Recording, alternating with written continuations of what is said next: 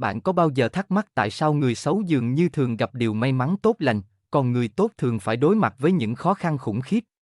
Bạn có bao giờ nghi ngờ rằng ý nghĩa mà chúng ta gán cho cuộc sống hoặc một số khía cạnh nhất định của nó có thể chỉ là ảo ảnh, nói cách khác, một sự sáng tạo do con người tạo ra chỉ để làm cho bí ẩn của sự tồn tại trở nên dễ chịu hơn? Phải chăng có một kế hoạch quan phòng của Chúa đằng sau tất cả những điều này? Có kiếp sau không, và phải chăng thời gian của chúng ta ở thế giới này chỉ là sự chuẩn bị cho nó? Hay có thể cuộc sống hoàn toàn vô nghĩa? Vũ trụ vô lý và thờ ơ với chúng ta, và nhân loại chẳng qua là một trò đùa của vũ trụ. Nhà triết học người Pháp gốc Algeria Albert Camus tin rằng cuộc sống không có ý nghĩa cố hữu và do đó, thật vô lý. Ở một khía cạnh nào đó, đây có thể là lý do dẫn đến sự tuyệt vọng, có thể khiến chúng ta tự kết liễu đời mình. Nhưng Camus cho rằng một vũ trụ vô nghĩa thực ra là cơ hội để chúng ta giải thoát khỏi xiềng xích của hy vọng và trải nghiệm sự tồn tại một cách trọn vẹn hơn.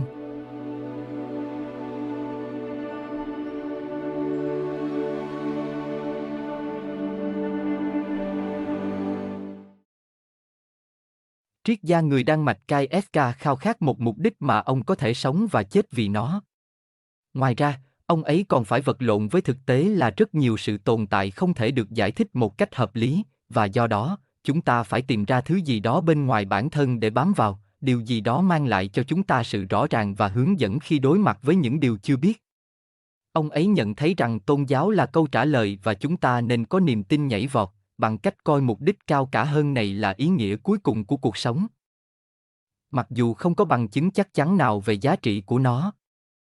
Một sự xoa dịu như vậy có thể giải quyết vấn đề và chấm dứt nỗi lo lắng hiện sinh của chúng ta, nhưng nó phải trả giá.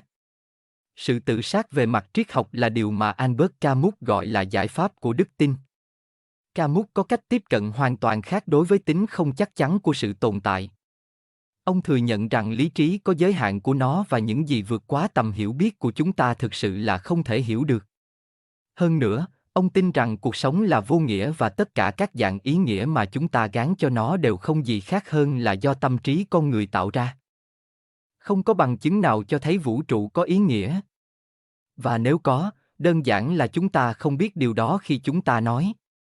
Như ông nói trong tiểu luận triết học huyền thoại về Sisyphus, tôi không biết liệu thế giới này có ý nghĩa nào vượt qua nó hay không.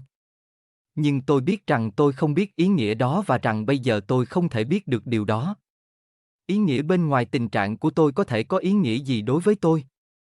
Tôi chỉ có thể hiểu theo nghĩa con người. Kết thúc trích dẫn. Vì vậy, ông kết luận rằng quan sát trung thực duy nhất mà chúng ta có thể đưa ra về thế giới là nó vô nghĩa. Không có giá trị phổ quát, không có kế hoạch thiêng liêng và mọi thứ diễn ra ngẫu nhiên. Vì vậy, cuộc sống thật phi lý. Nhưng Camus có ý gì khi nói đến điều phi lý? Có phải ý của ông ấy là chúng ta, con người, là những sinh vật vô lý? Hay thế giới xung quanh chúng ta tự nó đã vô lý? À, ý ông ấy không phải như thế. Tình trạng khó khăn mà chúng ta phải đối mặt với tư cách là con người là chúng ta là những sinh vật có lý trí với mong muốn mạnh mẽ là tạo ra trật tự và sự rõ ràng cũng như mang lại ý nghĩa cho cuộc sống, trong khi chúng ta là một phần của một vũ trụ phi lý và thờ ơ. Phản ứng của một vũ trụ như vậy đối với tiếng kêu gào tìm kiếm ý nghĩa của con người không gì khác hơn là sự im lặng. Cuộc đối đầu này được Camus gọi là điều phi lý. Thực tế là chúng ta luôn cố gắng tạo ra thứ gì đó từ vũ trụ này. Để hiểu câu đố, tìm ra ý nghĩa cho cách thức của nó, nhưng ngay khi chúng ta nghĩ rằng mình đã nắm bắt được nó sẽ trượt qua kẽ tay chúng ta như dòng nước. Việc nhận ra rằng chúng ta là một nhóm linh trưởng sống trên một tảng đá trong một vũ trụ vô tận thờ ơ với chúng ta, và sau 100 năm nữa cuộc sống của chúng ta sẽ bị lãng quên, và rằng hành tinh của chúng ta dù thế nào đi nữa cũng sẽ không tồn tại được vì sớm hay muộn nó sẽ bị mặt trời nuốt chửng, có thể khiến ai đó tuyệt vọng. Nhưng không có bằng chứng nào cho thấy sự tồn tại của chúng ta là khác với điều vừa nói. Ngoài ra, khi chúng ta nhìn vào sự lặp đi lặp lại trong cuộc sống của mình và con đường được chấp nhận về mặt văn hóa mà tất cả chúng ta đều mong đợi sẽ đi từ khi sinh ra cho đến khi xuống mồ, chúng ta có thể bắt đầu tự hỏi và suy nghĩ, tất cả những điều này có mục đích gì?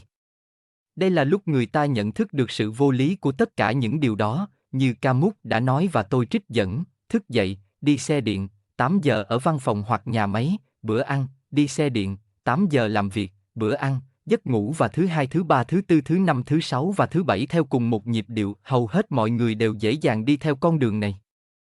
Nhưng một ngày câu hỏi tại sao nảy sinh và mọi thứ bắt đầu trong sự mệt mỏi nhuốm màu kinh ngạc đó. Kết thúc trích dẫn. Vậy tại sao chúng ta lại ở đây? Vấn đề ở đây là gì? Cố gắng tìm lời giải thích hợp lý cho những câu hỏi này trong một thế giới phi lý và thờ ơ là điều vô lý. Và theo Camus, điều phi lý không thể bị phủ nhận. Điều này có nghĩa là chúng ta có thể phản ứng với nó theo hai cách, chúng ta có thể sống với nó hoặc trốn thoát khỏi nó.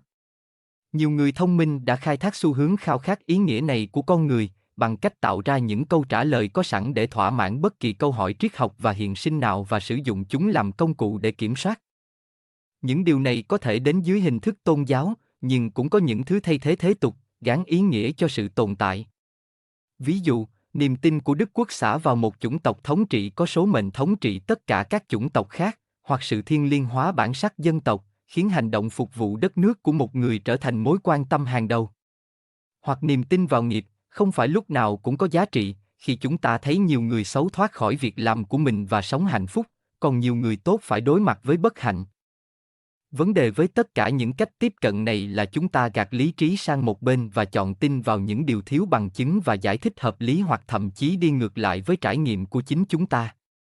Do đó, Camus gọi đây là sự tự sát mang tính triết học, nó chỉ là một cách để trốn tránh điều phi lý bằng cách thay thế sự không chắc chắn về sự tồn tại bằng một tập hợp niềm tin nhân tạo.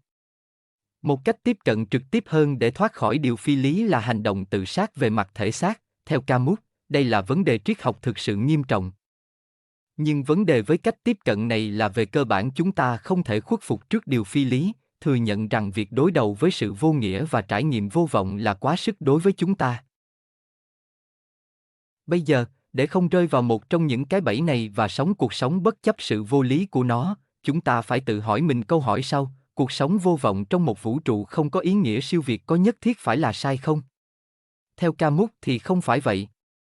Trên thực tế, một thế giới không có ý nghĩa là cơ hội để buông bỏ mọi ảo tưởng về ý nghĩa, để hiện thực khắc nghiệt lộ diện. Và thay vì tuyệt vọng vì điều đó, chúng ta có thể chọn nhìn thấy tia hy vọng. Khi không có sự phán xét cuối cùng cũng như không có thế giới bên kia. Điều đó có nghĩa là chúng ta có thể tập trung hoàn toàn vào cuộc sống này. Khi không có đạo đức và giá trị siêu việt, điều đó có nghĩa là chúng ta có thể tạo ra đạo đức và giá trị của riêng mình. Khi thời gian của chúng ta trên trái đất có hạn, cùng với nhận thức và kiến thức của chúng ta về nó, chúng ta cũng có thể tận dụng nó và uống một tách cà phê nóng và ngon. Camus tin rằng chúng ta không nên chỉ chấp nhận điều phi lý, chúng ta nên nổi dậy chống lại nó. Bởi vì mặc dù chúng ta bất lực và không biết gì về bức tranh toàn cảnh, nhưng chúng ta vẫn có quyền kiểm soát các khả năng của mình. Và cách duy nhất để được tự do trong tình trạng không có tự do là nổi loạn, bằng cách sử dụng đầy đủ sức mạnh mà chúng ta có, sức mạnh của suy nghĩ và hành động.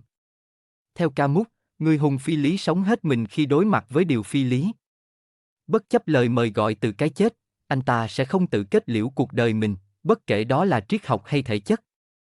Và ngay cả khi điều này có nghĩa là một cuộc sống tuyệt vọng, anh ấy vẫn chọn sự tuyệt vọng. Sống một cuộc sống phi lý có nghĩa là thờ ơ với tương lai, từ chối hy vọng và trải nghiệm sáng suốt về những gì đang xảy ra trong thời điểm hiện tại. Tôi trích dẫn. Do đó, điều anh ta đòi hỏi ở bản thân là chỉ sống với những gì anh ta biết, thích nghi với những gì hiện có và không mang lại điều gì không chắc chắn. Anh ta được bảo rằng không có gì cả. Nhưng ít nhất đây là một điều chắc chắn. Và chính điều này khiến anh ấy lo lắng, anh ấy muốn tìm hiểu xem liệu có thể sống mà không cần kháng cự hay không. Kết thúc trích dẫn. Sống không kháng cự có nghĩa là sống trong thời điểm hiện tại với nhận thức đầy đủ về điều phi lý và không muốn bất cứ điều gì nữa từ một tương lai khái niệm. Để tưởng tượng cuộc sống không hấp dẫn sẽ như thế nào, Camus chỉ vào nhân vật thần thoại Hy Lạp Sisyphus, người sáng lập và vua của Ephyra, đồng thời cũng là một người khá lừa dối. Anh ta đã phạm sai lầm khi thách thức các vị thần và bị trừng phạt vì điều đó và bị kết án đẩy một tảng đá lên dốc. Nó lăn xuống mỗi khi nó đến gần đỉnh và lặp lại quá trình này mãi mãi. Sự tồn tại của Sisyphus vô nghĩa và vô vọng đến nỗi việc cố gắng gán cho hành động lặp đi lặp lại của anh ta bất kỳ ý nghĩa nào là hoàn toàn vô lý. Và có một giải pháp. Sống không kháng cự có nghĩa là hành động của chúng ta không nhất thiết phải dẫn đến điều gì đó tốt đẹp hơn trong tương lai. Ý nghĩa nằm ở chính hành động đó, đủ để hài lòng với một cuộc sống vô vọng. Các vị thần đưa ra hình phạt cho Sisyphus dựa trên ý tưởng rằng không có gì khủng khiếp hơn lao động vô tận và vô ích. Nhưng điều này chỉ đơn giản phụ thuộc vào quan điểm của chúng ta đối với điều đó. Vậy nếu chúng ta tưởng tượng Sisyphus hạnh phúc thì sao? Điều gì sẽ xảy ra nếu một người tìm thấy niềm vui trong tuyệt vọng và không chịu cúi đầu trước những đau khổ mà cuộc đời ném vào chúng ta? Bởi vì có điều gì nổi loạn hơn việc thực sự tìm thấy niềm vui trong những gì được cho là hình phạt của chúng ta? Cảm ơn các bạn vì đã xem.